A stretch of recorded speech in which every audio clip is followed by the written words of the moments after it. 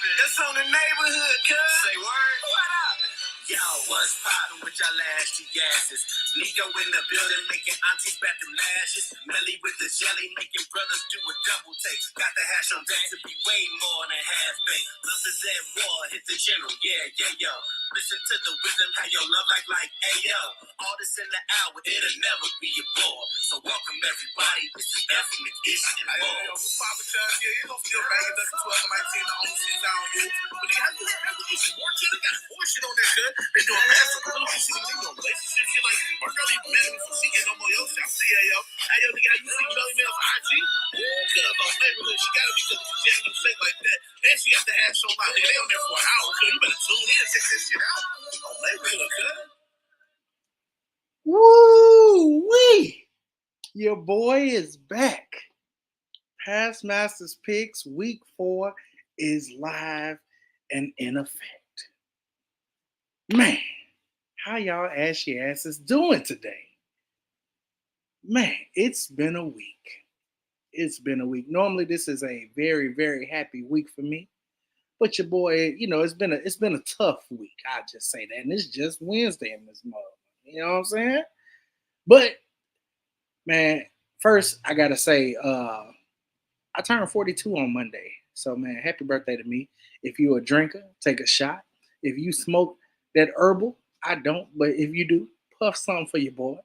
And if you a cigar smoker like me, put some damn smoke in the air. You know what I'm saying? It's the Past Master back for another week of Past Masters Picks. As you see, we getting a little better. I'm trying to make this shit work, fam. It's been an interesting week. And before I go any further, I got to first give a shout out to my at-home producer, who is literally in the other room, who always holds me down. So, shout out to her. And y'all know who she is, because if you watch Ethnic Ish and More, you know what I'm saying? You already know, rain, sleet, or snow, we all up in this hole, because that's how it go down here on Ethnic Ish and More. So, man, first, welcome back. That's my first thing. Second thing, week 3. First of all, those who really know me, y'all know I'm a Florida State fan. Like, y'all can't see it, but I got a big Florida State emblem, like right there. Not behind me, but in front of me. And I'm telling you, appreciate that, brother Kobe, man. Appreciate that, brother.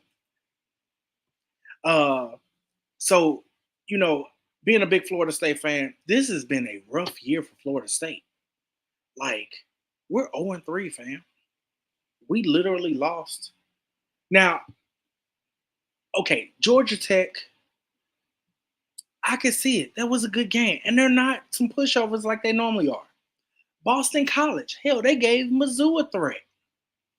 But Memphis State, for those people that know Memphis, they know Memphis State.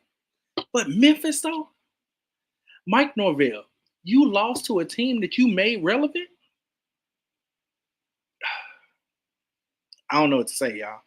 I really don't know what to say. Florida State, Mike, you went from literally being an undefeated coach who everybody argued last year. Even me as a fan of Florida State, I didn't think we deserved to be in the playoff. That's just my opinion, though. But the Florida State faithful literally said we should be hunting for a national championship last year. And this year, we can't even beat the bottom barrel of the ACC in a group of 5 school. Like, at this point, relegation is real. Like, we should lose our spot in the ACC. Y'all trying to get more money, and we can't beat Memphis. I don't even know. That's the first thing. Another thing, week 3, I don't know what was going through the football guys, but did y'all see what happened between Shedeur Sanders and the quarterback at Colorado State? Now, y'all know I'm not a Deion fan. Y'all know it. I'm not a Deion fan. But I got to be real. All Shedeur did was meet that young man with the same energy that he had been giving him on Instagram all week. Like you can't go in there and talk foolishness. You can't talk foolishness if you're not ready for the comeback. Like that's just the way it is. You can't talk mess on Instagram or any other social media if you ain't ready for the comeback. So I'm not mad at Shador, but fam, I know it's a rivalry game, and I know a lot of people saw that game last year and it was real close. But Colorado, I really, really wanted y'all to put 50 on. Like, because that's the only way to shut the haters up right now. And again, I am not a Deion fan and I'm not a Colorado fan. But you had to put 50 up on Colorado State for them to shut up. You know, they took y'all to OT last year, and this year, 28-9. Hmm, hmm. Me personally, Deion, I wanted you to go full out prime. I need you to put 50 on them. That's enough about Power 4 football for right now.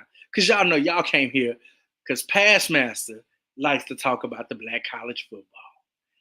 And man, week 3, we had a time. We had a time in week 3. It was 2 real big games, obviously, this week. We had the Boombox Classic down in Jackson, Mississippi. And then you also had the Southern Heritage Classic in Memphis, Tennessee. The final in the Boombox Classic, Jackson State 33, Southern 15. And I watched the game, but I watched the game once I got back to St. Louis and I was able to kind of see.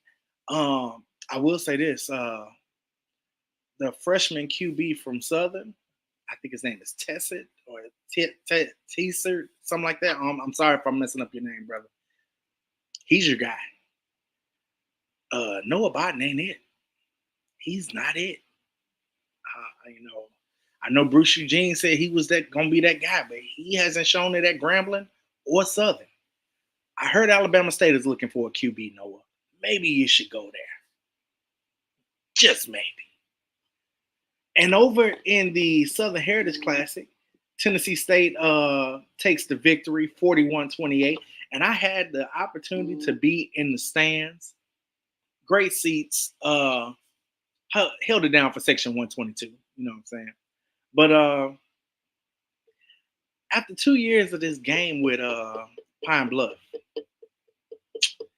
I'm with Eddie George, man. It's not the same. It's not the same. I tried to get into it.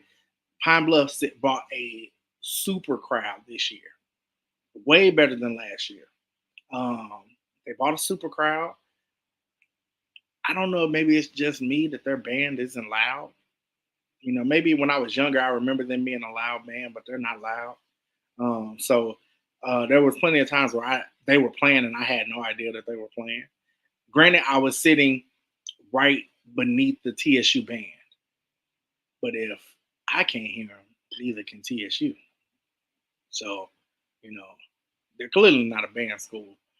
And the way the football team been looking lately, they're not a football school. So I don't know. Maybe their sport is soccer, something like that, bowling.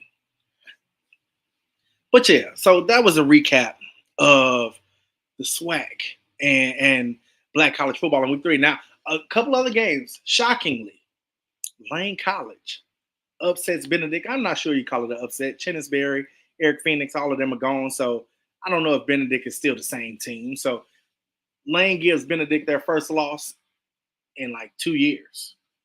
And I called it, y'all. As a matter of fact, let's go to my picks for last week. So in the HBCU realm, I'm 36-12. All right.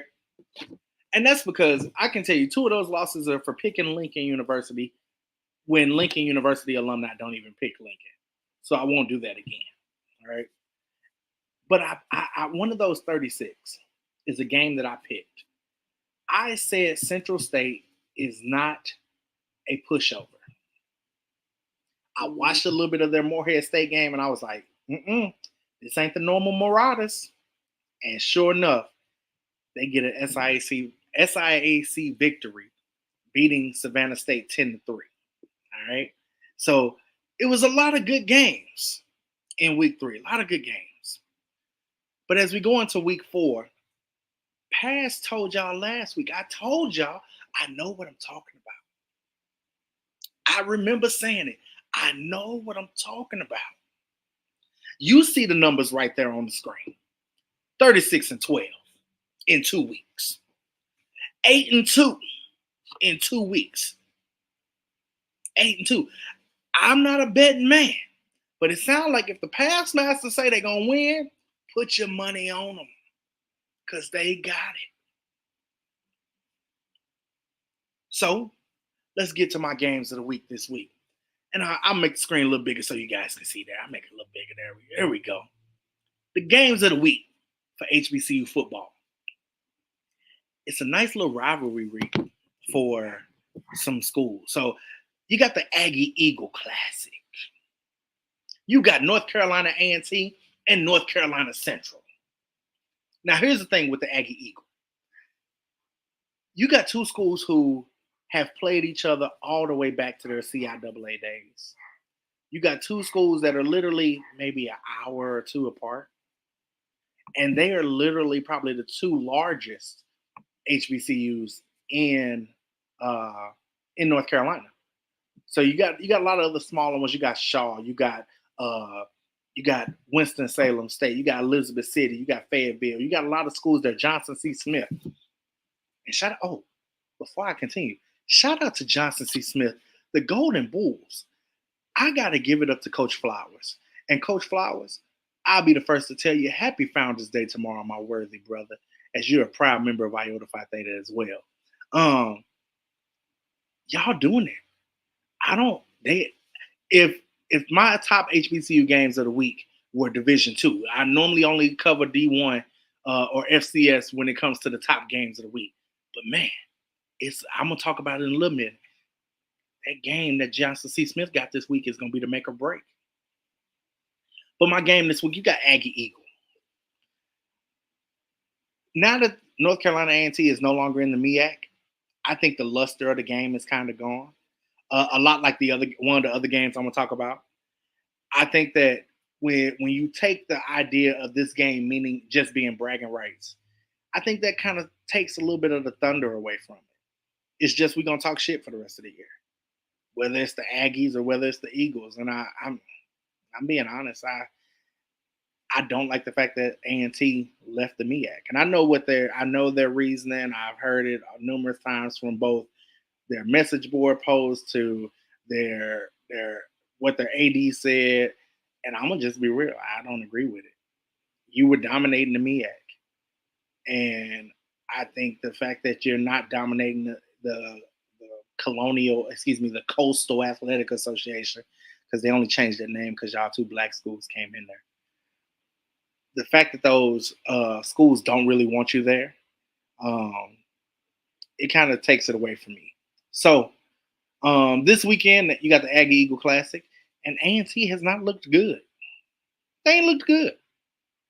So my prediction for the Aggie Eagle game, North Carolina Central by 14. By 14. The next one I got is Jackson State and Grambling State.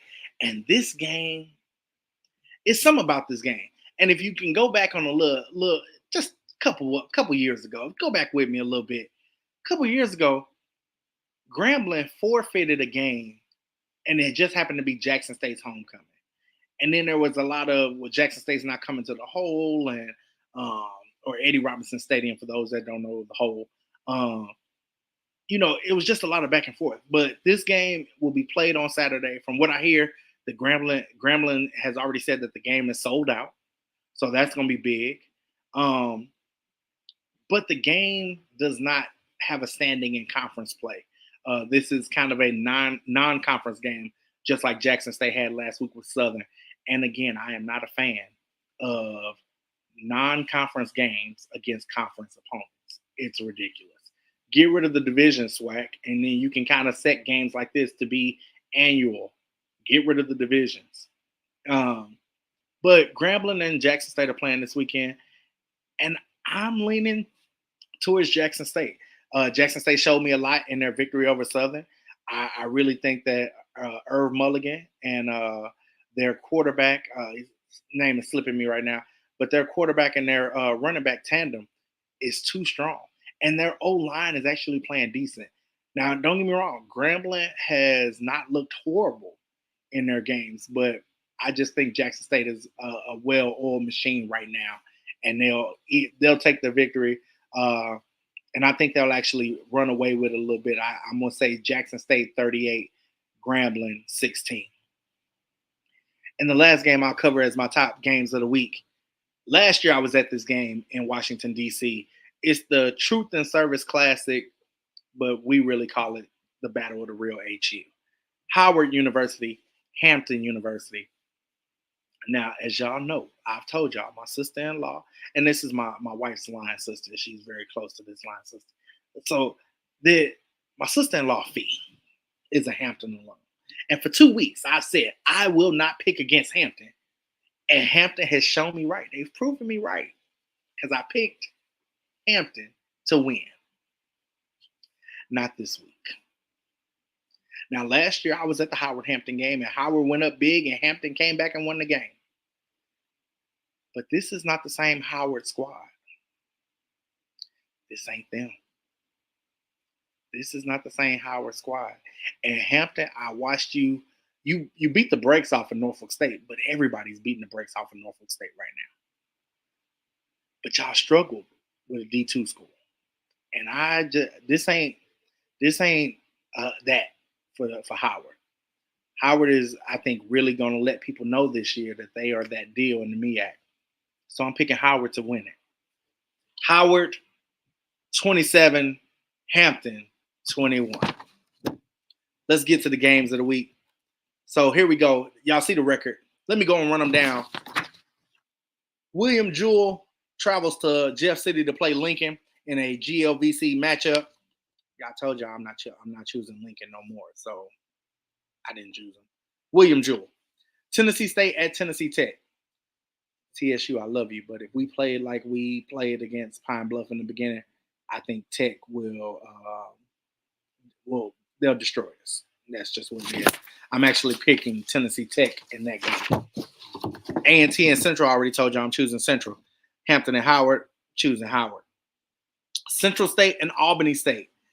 Now, I know I said all that about Central State. Nah, fam. Central State ain't got it this week. They don't have it. I'm picking Albany State. Savannah State and Tuskegee. I'm picking Tuskegee. Clark Atlanta at Bethune-Cookman on HBCU Go in a close one. That close. David Wright is going to have a game. He's going to show why he should be a FBS or a FCS quarterback. But Bethune-Cookman gets their first victory of the year in a close one over Clark Atlanta. I'm choosing Morehouse. Morehouse looked decent against Howard, unlike Kentucky State, who has not looked like a college football program. So I'm choosing Morehouse. Lane College and Miles. Lane shocked me with their win over Benedict. I think they keep it up. They beat Miles. Fort Valley State over Delta State. Allen over Point University. Morgan State over Virginia University of Lynchburg. Stop playing them, y'all. Stop playing BUL. They're the Bishop Sycamore of college football. Stop playing them. Virginia Military Institute over Norfolk State. That was easy. Richmond over Delaware. I'm picking Old State U. For all those Winston-Salem State University Rams, I'm picking y'all to upset Virginia State. I'm picking Winston-Salem to upset Virginia State. I'm picking Bowie State over Livingstone. Fayetteville State over Elizabeth City. I'm picking Johnson C. Smith to put the conference on notice that it won't be a Virginia school winning the championship this year. It'll be a Carolina school. Johnson C. Smith over Virginia Union. In the SWAC, Lamar is going to beat up on Texas Southern. Troy is going to beat up on FAMU. I'm picking Jackson State over Grambling. Austin Peay over Alabama A&M. Central Arkansas over Arkansas Pine Bluff. Alcorn State over McNeese, and Nichols State over Mississippi Valley. Now, this game that I'm about to talk about just for a hot second is Prairie View and Southern. It's the only game this week in the SWAC that actually means something. And I mean, like, in terms of standings, in terms of championship goals. It's a SWAC West matchup. Both schools have struggled. You got Prairie View, who went up to Michigan State. It's Michigan State, y'all. 40-0 loss. You got Southern, who lost to Jackson State, and they did not look good. They did not look good against Jackson. So I'm picking Prairie View in that game, in a close one. I would say 27-24 Prairie View. I think it's going to come down to the kicker. Going into my Power 4 games of the week. Let's talk about that. Let's make that a little bigger so everybody can see. Power 4 games of the week. You got Illinois against Nebraska. Now, I'm going to be honest with you. Nebraska looked great against Colorado. But I think Illinois really has something brewing. I think Illinois has something brewing, and I'm going to pick Illinois to win this game. The next one, you got 3-1 Georgia Tech against Louisville. It's really hard for me to pick Georgia Tech. I just don't believe in them. Yes, they upset Florida State, but now that we've seen Florida State a couple times, is it really an upset? Really? I'm picking Louisville. Then we got a top match in the Big 12. You got Utah and Oklahoma State. I think this is going to turn out to be one of those rivalries that grows out of this new Big 12. And I like Mike Gundy. I really do. But I think Utah is going to come in and dominate like they kind of did in the Pac-12 for a while. I'm picking Utah. Vanderbilt and Missouri. Now, this game was supposed to be 3-0 Missouri against Vanderbilt, who I think that Vanderbilt was supposed to be maybe 0-3 right now, but they shocked everybody. But then they blew it against Georgia State. Georgia State, fam. Mizzou should win this easily. Even though Vanderbilt will put up a fight, Mizzou will win this easily. I think they kind of run the score up on Vandy. And then the last game in our Power 4 games of the week, Tennessee and Oklahoma. Oklahoma. This is going to be your welcome to the SEC game. I have a feeling that Josh Heupel, who just happens to have a lot of ties to Oklahoma, is going to beat the brakes off y'all. I don't think that it's going to be – I don't think it's going to be crazy, but I think a 20-point victory for Tennessee is going to be there. Brother Jones, my worthy brother, pleasure to see you, man. Pleasure to see you, man. Tell the family I said hello, man. But, yeah, so I think Tennessee will take that one down. And now we got to get to what's next. Past Masters Top 5. It's my top 5 HBCU teams of the week. Man, it's all good, Square, man. Just out here living life, man. Just out here living life, brother. So, top 5 of the week, I'm starting it with the 5 team, and that's the Howard Bison. So, Howard looked really good against Morehouse. And they have some strong, Howard is not an easy pushover team this year. I think Howard is going to actually continue to rise in the rankings. I think they'll rise in the rankings in my top 5. We'll see what they do with Hampton this week. Number 4 is the Grambling Tigers. And Grambling, honestly, I'm going to be real with you, Grambling. If Grambling beats Jackson State this weekend, I'm going to be honest with you, y'all. I'm going to have to jump them to number 1. If Grambling beats Jackson State, they'll be number 1 next week. Number 3, the FAMU Rattlers. Yes, they were off this last week, and they played Troy this week. But they're a strong team. They're a strong team, and it's hard for me to pick against them right now. Number 2, the Tennessee State Tigers. Now, TSU looked really good against Pine Bluff after maybe 5 minutes of the game. Like, the first 5 minutes of the game, they looked horrible. Found themselves down 14-3. But then they came back, won the game 41-28.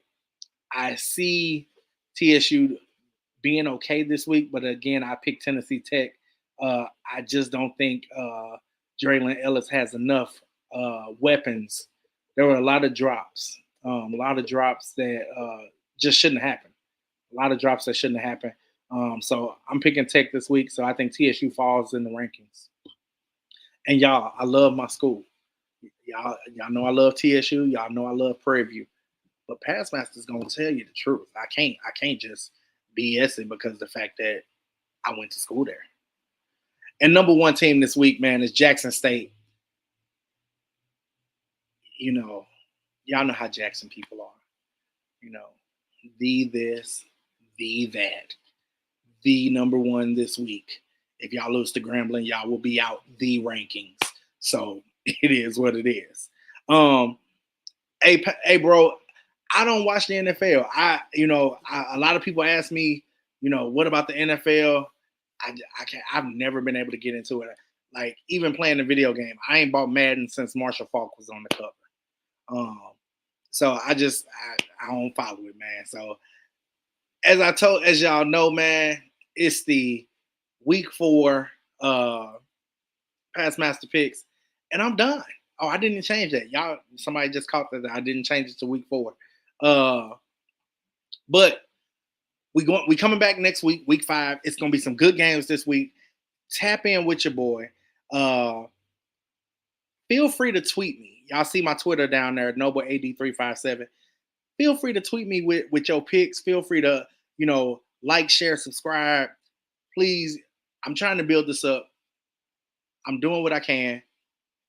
It's just me. It's one-man production right now. So, man, y'all, I appreciate my brother Nico for giving me the platform. Thanks to Ethnic-ish and more. Man, we coming back next week. Same bat time. Same bat channel. It's your boy, it's the Past Master. And as y'all know, I do this thing called Postal Podcasting. But my boy ain't here with me, so I ain't gonna say it. But it's time to burn out. So holla at y'all.